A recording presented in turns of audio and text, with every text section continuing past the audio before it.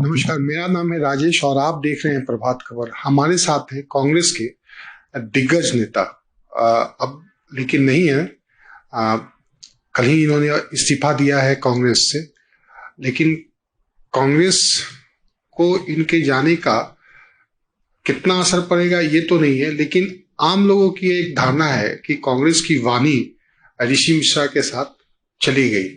ऋषि मिश्रा के बारे में इनसे बातचीत करने से पहले मैं एक दो लाइन और बताऊं कि कांग्रेस के अंदर जो कुछ भी उठापटक होता था या फिर जो उसकी गलतियां थी, जो उसमें जो उसकी जरूरतें थी, या कांग्रेस की आवाज बनकर ये अक्सर पत्रकारों के सामने मुखातिब होते रहते थे, जनता के पास मुखातिब होते रहते थे। लेकिन इनका कांग्रेस छोड़ने के बाद कांग्रेस को एक वाणी का एक कहिए कि उसका पक्ष रखने वाला या एक डेमोक्रेसी बनाए रखना कांग्रेस में जो बार बार कांग्रेस करती है, वो अब लगभग समाप्ति की ओर बढ़ चला है। हम इनसे बात करें इससे पहले एक लाइन और मैं ये बताऊं कि ये कांग्रेस के दिग्गज नेता ललित नारायण मिश्रा जी के पोते भी हैं। लंबे समय से राजनीतिक इनका सरोकार रहा है और इतने पुराने कांग्रेसी परिवार से आने के बाद क्यों फिर इन्होंने कांग्रेस छोड़ा, ये सब कुछ इनसे हम जानेंगे। नमस्कार आपका। नमस्कार। प्रभात खबर में अचानक कांग्रेस छोड़ने के पीछे क्या सब कारण रहा? 3 साल पहले कांग्रेस पार्टी आया था और कांग्रेस आने का कारण सिर्फ और सिर्फ यही था कि जिस सोच के हम लोग हैं वो लोग हैं जो समाज के हर एक वर्ग को साथ में लेके चलते हैं। हम लोग किसी से भेदभाव नहीं करते हैं। तो जिस पार्टी में था, जनता दल यू में था, खुश था मैं। लेकिन जब जनता दल यू एनडीए के साथ चली गई तो मुझे लगा कि शायद गलत एक्शन था। तो मेरे लिए क्या रास्ता बनता था? तो मैंने सोचा कि कांग्रेस पार्टी जो अपनी पार्टी है, उस समय मेरी सोच थी कि अपनी पार्टी है, जिस पार्टी के लिए आजादी से पहले से लोगों ने, हमारे परिवार ने खून पसीना दिया। आजादी के बाद हम लोग कांग्रेस पार्टी को हमारे परिवार ने मजबूत किया। मिथिलांचल में जान तक दी कांग्रेस पार्टी के लिए हमारे बाबा ने। तो मैंने सोचा कि अपनी पार्टी है, अपने लोग हैं, वहीं चले। जब मैं वहां गया तो मुझे फर्स्ट डे से एहसास हो रहा था कि शायद ये अब वो कांग्रेस नहीं है। वहां के लोगों ने, आम वर्कर वहां बहुत अच्छे हैं, लेकिन कुछ नेता जो हैं, मठाधीश लोग जो हैं, उन लोगों के जहन में लगा कि ये ऋषि आके कहीं हम लोग का स्पेस तो नहीं खा जाएगा। तो कभी उन लोगों ने मुझे अपनाया नहीं। मुझे वो जो एक अपनापन का फीलिंग होता है, वो मुझे कभी नहीं लगा। फिर भी मैं वहां कांग्रेस में लगा रहा। मैं कांग्रेस को आज जो स्थिति है वहां पर, मेरी लड़ाई किसी व्यक्ति से नहीं रही। मैं हमेशा सिस्टम से के लिए ही लड़ता रहा। मैं कांग्रेस के जो आम वर्कर हैं, जो आम वर्करों का सोच है, मेरी लड़ाई उनके लिए थी। लेकिन जो स्थिति है, मठाधीश लोग जो बैठे हुए हैं, उनकी चिंता सिर्फ और सिर्फ अपनी रहती है। कांग्रेस कैसे ग्रो करे, उनसे उनको कोई मतलब नहीं। बेईमानी करते हैं वो लोग, और वो लोग सिर्फ अपनी पार्टी के साथ नहीं, पार्टी के साथ तो बेईमानी करते ही हैं, अलायंस पार्टनर के साथ बेईमानी करते हैं, जनता के साथ बेईमानी करते हैं, झूठ बोलते हैं लोगों से। और आप मेरे बात पर विश्वास मत करिए, मैं जो बोल रहा हूं। आप अलायंस की बात करेंगे, राम नरेश पांडे जी हैं, सीपीआई के स्टेट सेक्रेटरी हैं। उनसे आप जाके बात करिए, उनसे पूछिए कि आप चुनाव क्यों हार गए। वो सब कुछ आपको बताएंगे, क्योंकि लोगों ने उनके साथ चीटिंग करी, बेईमानी करी, इसलिए वो हार। रामदेव राय जी प्योर कांग्रेसी, पूरा आजीवन वो कांग्रेस के लिए लगे रहे, 8 बार के विधायक, सांसद रहे। उनके बच्चे को इन लोगों ने टिकट नहीं होने दिया। क्या हुआ? सब हार गए वहां पे। तो अपनी पार्टी के साथ चीटिंग करते हैं, जनता के साथ चीटिंग करते हैं कि नहीं, हमको एकला चलना है, हमको अकेले चलना है। लेकिन जब अपनी बारी आती है, जब अपने बच्चों को लड़ाना होता है, तब हम फिर अलायंस करेंगे। किसको बेवकूफ बना रहे? हाई कमांड को बेवकूफ बनाते हैं ये लोग। मेरी तो हाई कमांड से आग्रह होगा कि आप खुद आके देखें। जैसे आज आप उत्तर प्रदेश देख रही हैं, आप प्रियंका गांधी, मैं तो चाहूंगा कि प्रियंका गांधी यहां पर आके बिहार को संभालें, नहीं तो किसी की बस की बात नहीं है। आप अध्यक्ष बदल दीजिए, प्रभारी बदल दीजिए, कुछ नहीं होता है। विधान परिषद का जो गठबंधन टूटा, उसके पीछे क्या कुछ विधान परिषद से पहले ही गठबंधन टूट चुका था। विधान परिषद में कहां गठबंधन था? ये लोग चाहते थे अगर आज भी लालू जी एक सीट दे दें इनको, अलायंस हो जाएगा। एक सीट दे दें लालू जी, अलायंस हो जाएगा। यही लोग आके बोलेंगे कि हम लोगों को भाजपा को हराना है, एनडीए को हराना है, इसलिए हम लोग आरजेडी से गठबंधन कर रहे हैं। एक सूचना आ रही है कि पार्टी के पास कैंडिडेट नहीं आ पा रहे हैं। आप इतना लंबे समय तक रहे हैं, देखिए ऐसा है, सही कैंडिडेट नहीं आ पा रहे हैं। बेसिक प्रॉब्लम जो है कांग्रेस का, कि आप इवेंट मैनेजमेंट के रूप में काम करते हैं। इवेंट मैनेजमेंट कंपनी बन चुके हैं। चुनाव आता है, आपको अलायंस करना है नहीं करना है उसकी बात करते हैं। अरे चुनाव तो भाई बात की बात है, अलायंस तो बात की बात है। 5 साल में एक बार चुनाव होता है, लेकिन आपने 5 साल में जमीन पे क्या काम किया? आप लोगों के बीच में कितनी बार गए, कौन सा कार्यक्रम किया? तब ना वर्कर खड़ा होता है, तब ना मजबूती आती है। उसके बाद अगर आप किसी अलायंस के लिए बात करते हैं तो आपके अंदर मजबूती रहती है। आप 5 साल कुछ नहीं करते हैं। कांग्रेस के नेता बताएं हमको, इस स्टेट में अध्यक्ष बताएं कि जब से वो अध्यक्ष बने हैं बिहार प्रदेश कांग्रेस कमेटी ने कौन सा अपना कार्यक्रम किया है? एआईसीसी का जो भी कार्यक्रम होता है, जो राष्ट्रव्यापी होता है, उसको छोड़, क्योंकि वो करना मजबूरी है आपकी, उसको छोड़ के इन्होंने आज तक एक भी कार्यक्रम कहीं नहीं किया। अध्यक्ष महोदय बताएं हमको कि वो अपने बूते पे एज अध्यक्ष वो 38 जिला में कितना जिला जब से अध्यक्ष बने गए और अपने वर्करों से मिले? सिंगल नहीं। वो उनका जो विधान परिषद का जो क्षेत्र है उसको छोड़ के वो जो एरिया है उसको छोड़ के वो कहीं नहीं है।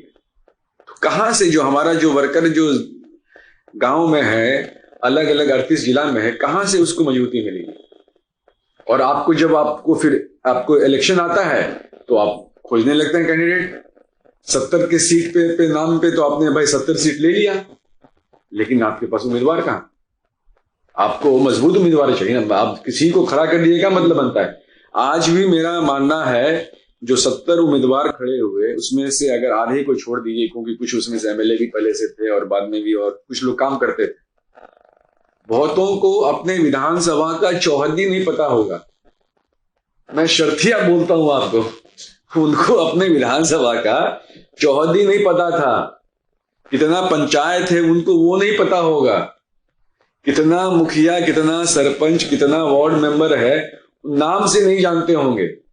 लेकिन क्योंकि आप किसी के आदमी हैं तो आपको चुनाव में लड़ना है, तो वहां पे नहीं मिल पा रहा है तो चलो तुम वहां नहीं लड़ पाते हो, यहाँ चल के लड़ो। तो ऐसे पार्टी मजबूत कहां से होगी?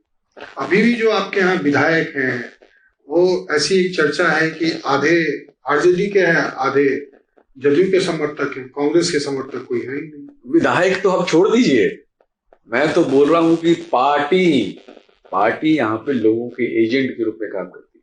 बेईमानी करते हैं ना ये, मैं तो वही कर रहा हूं, हाई कमांड के साथ बेईमानी करते हैं ये लोग, झूठ बोलते हैं उनसे, आम वर्कर की आवाज नहीं पहुंचाते हैं। आज आरजेडी से अलायंस नहीं है, 24 एमएलसी सीट है। अब बोलिए कि अपने बच्चों को चुनाव लड़ाएं। अब बोलेंगे कि हमारे पास तो 24 कांग्रेसी कार्यकर्ता है, हम उनको लड़ाएंगे।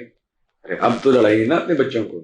अगर आरजेडी से अलायंस होती, अगर एक सीट भी होता तो फिर आप लड़ा देते, लेकिन अब 24 सीट पे हैं, लेकिन आपको पता है कि आपकी क्या वहां पे हैसियत है, अब आप नहीं लड़ाइएगा। आरजेडी के ही भरोसे आप चाहते थे वो सीट। तो ऐसे आप झांसा आप किसको दे रहे हैं? आप सोनिया गांधी को झांसा दे रहे हैं, राहुल गांधी को झांसा दे रहे हैं, प्रियंका गांधी को झांसा दे रहे हैं, आप आम कांग्रेसी वर्कर को झांसा दे रहे हैं। आज के दिन में आप जाइएगा आश्रम में, मेरे बारे में पूछिएगा तो बोलेंगे कि उनको तो एमएलए का टिकट चाहिए था, नहीं मिला इसलिए छोड़ दिया। अरे भाई साहब, हमको छोड़ना होता अगर एमएलए टिकट के लिए 1.5 साल पहले ना छोड़ते। 1.5 साल बाद, 1.5 साल से मैं कांग्रेस वर्कर की आवाज उठा रहा हूं, आप सुन नहीं रहे, जू कान में बैठा हुआ है आपके। हमारी बात कोई सुनने को तैयार नहीं है, और आप कुछ भी इल्जाम लगा दीजिएगा। अगर मैं एमएलए के टिकट के लिए आया था तो हम तो एमएलए बन जाते एनडीए से भाई। इन लोग कौन गलत फहमी में है? जनता दल यू से मुख्यमंत्री हमको एमएलए बना देते। किस गलत फहमी में ये लोग? मैं एक सोच के साथ आया था, एक मैं विचारधारा रखता हूं जो समाज के सबको, वर्ग के सबको साथ लेके चलने वाली बात है। कांग्रेस छोड़ने के बाद आरजेडी में या जदयू की ओर? मैं अपने लोगों के बीच में जाऊंगा। बाबा के चाहने वाले लोग अक्रॉस ऑल सेक्शंस हैं, समाज के हर एक वर्ग में है, हम और हर एक पार्टी में है। मैं उनके बीच में जाऊंगा, सुख दुख बांटूंगा। राजनीति ही करना ना है तो राजनीति किसी पार्टी में रहकर करना अभी कौन जरूरी है? अभी क्या है, हम भी तो समझेंगे कि भाई क्या स्थिति है। लोगों की आवाज बनूंगा मैं। जो सच है सच बोलूंगा, जो झूठ है गलत है मैं उसको गलत बोलूंगा। राहुल जी अगर बुलाएं आपको एक बार बात करने के लिए तो आप मैं तो चाहता हूं कि राहुल जी खुद आ जाए यहाँ पे, ज्यादा अच्छा होगा। मेरी क्या जरूरत है?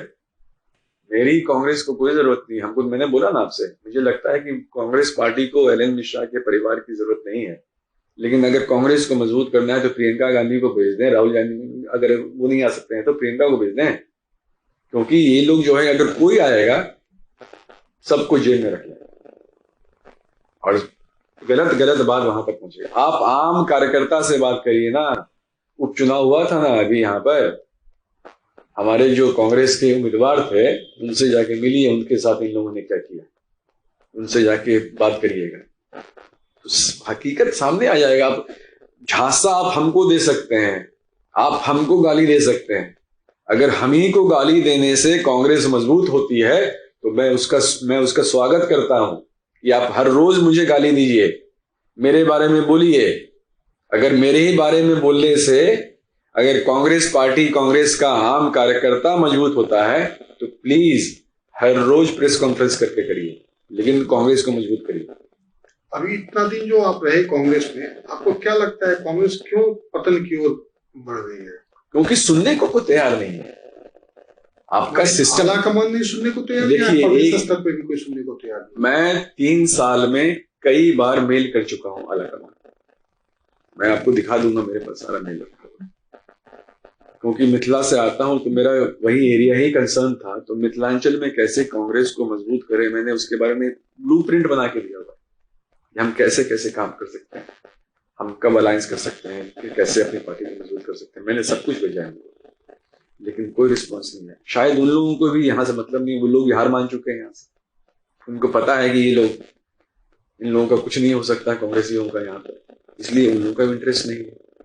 बंगाल के तरफ बिहार को भी छोड़ दिया, 30 साल से तो छोड़ ही दिया। 32 साल से आप सत्ता से बाहर हैं, तो आखिर में आपको इस बारे में तो मंथन करना चाहिए ना।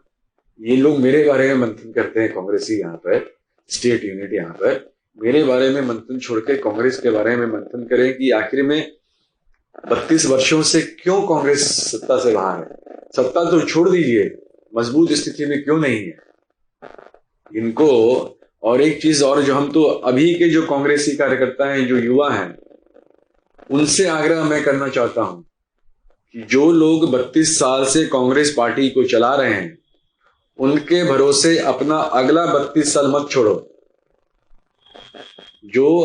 जिन लोगों ने पिछले 32 वर्ष में कांग्रेस पार्टी को इस स्थिति में ला दी, जहां पर 2800 और 3200 वोट आता है, तो उनके भरोसे आप अपना भविष्य मत रखिए।